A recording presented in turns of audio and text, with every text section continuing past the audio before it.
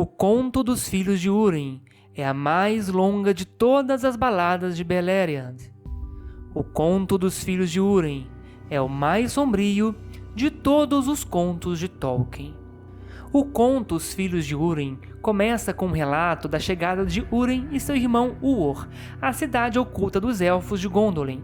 Após morarem lá por um ano, eles juraram ao Alto Rei Élfico de Gondolin jamais revelar a localização da cidade a ninguém, e dessa forma foi-lhes permitido partir para Dor Lómin.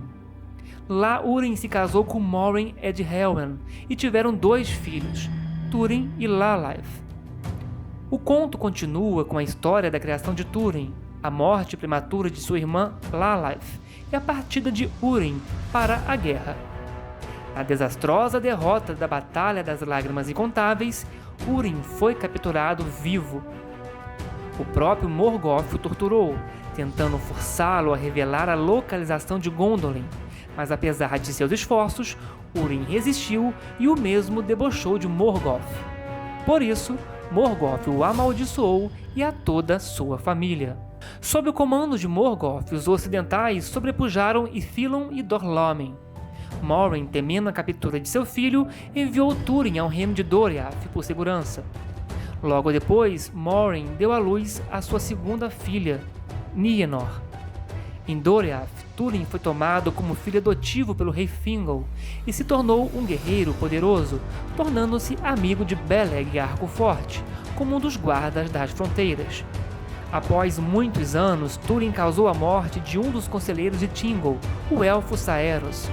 Recusando-se a se desculpar por suas ações, Túrin foge de Doriath e entra nas Terras Ermas.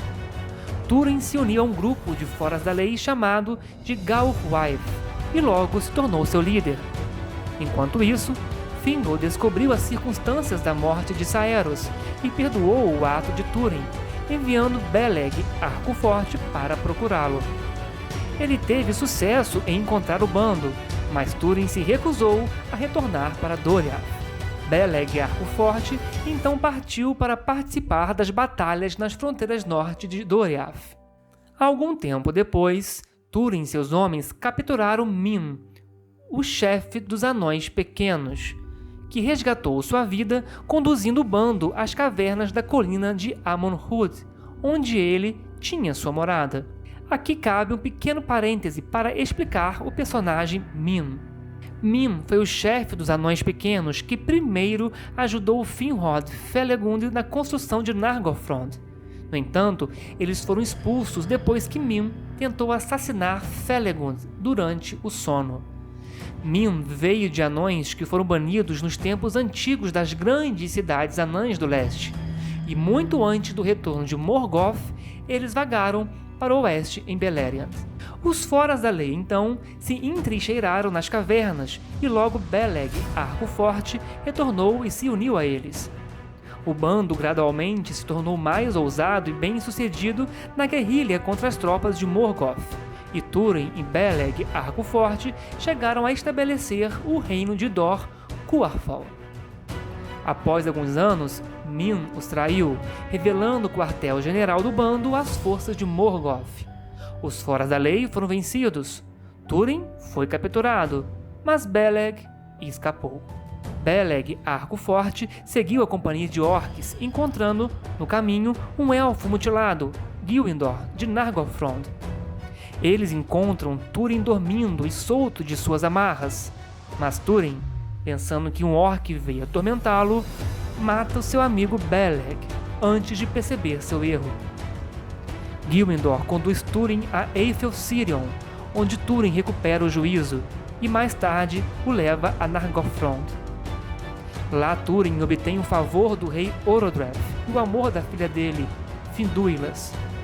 Após liderar os elfos a consideráveis vitórias, ele se tornou conselheiro-chefe de Orodreth e virtual comandante de todas as forças de Nargothrond. Passados 5 anos, Morgoth enviou uma grande força de orcs sob o comando do dragão Glaurung e derrotou o exército de Nargothrond no campo de Dunhalad, onde tanto Gilwindor quanto Orodreth foram mortos. As forças de Morgoth saquearam Nargothrond e capturaram seus moradores. Em uma tentativa de evitar isso, Túrin encontrou Glaurung, que enfeitiçou Túrin e o fez retornar a Dor Lómen para procurar sua mãe e sua irmã, ao invés de resgatar Finduilas e os outros prisioneiros. Quando Túrin retornou a Dor Lómen, ele descobriu que Morin e Nienor já haviam fugido para Doriath. Em um ataque de fúria, Túrin incitou uma luta e teve que fugir novamente. Ele seguiu os captores de Finduilas até a floresta de Brethil, apenas para descobrir que ela havia sido morta pelos orcs quando os homens da floresta tentaram resgatá-la. Quase destruído por seu pesar, Túrin pediu asilo entre o povo de Haleth, que mantinha uma resistência tenaz contra as forças de Morgoth. Em Brethil, Túrin se renomeou Turambar, Senhor do Destino em Alto Élfico, e gradualmente superou o chefe Brandi. Enquanto isso, Morin e Nienor ouviram rumores dos feitos de Túrin em Nargothrond e tentaram encontrá-lo. Lá elas foram atacadas por Glaurung, que enfeitiçou Nienor de tal forma que ela se esquecera de tudo, enquanto Morin se definhava. Eventualmente, Nienor chegou a Brethil, onde foi encontrada por Turambar. Sem perceber seu parentesco, eles se apaixonaram e se casaram, apesar dos conselhos de Brandi.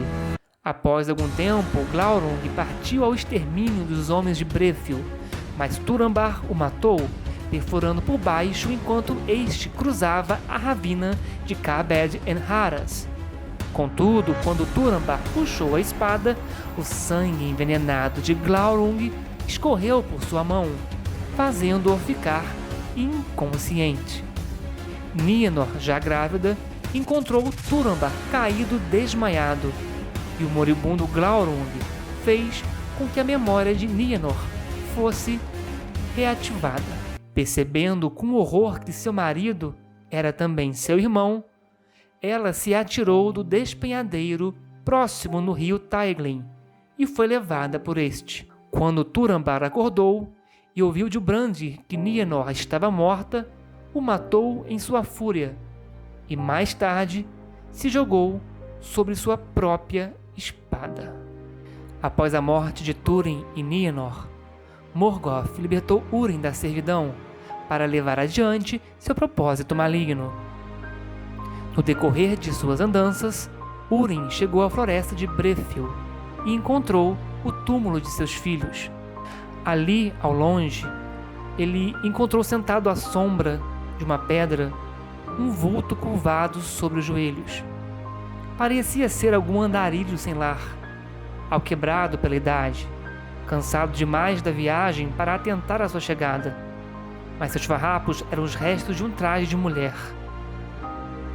Quando chegou mais perto, Húrin enfim encontra sua esposa Morin, que também conseguiu encontrar o local onde estavam os túmulos de Nienor e Túrin. Eledwen, Eledwen, exclamou Húrin, e ela se ergueu e avançou cambaleante, e ele a tomou nos braços. Tu viestes, afinal, disse ela. Esperei tempo demais. Foi um caminho obscuro. Vim como pude, respondeu ele. Mas chegastes tarde, disse ela. Tarde demais. Eles estão perdidos. Eu sei, falou Húrin. Mas tu não estás. Quase, disse ela. Estou totalmente consumida. Hei de partir com o sol. Eles estão perdidos. Agarrou-se ao manto dele. Pouco tempo me resta, disse Morin. Se souberes, conta-me. Como ela o encontrou? Mas Húrin não respondeu. Sentou-se junto à pedra com Morin nos braços e não falaram mais. O sol se pôs e Morin suspirou, apertou-lhe a mão e silenciou. Húrin soube então que ela havia morrido.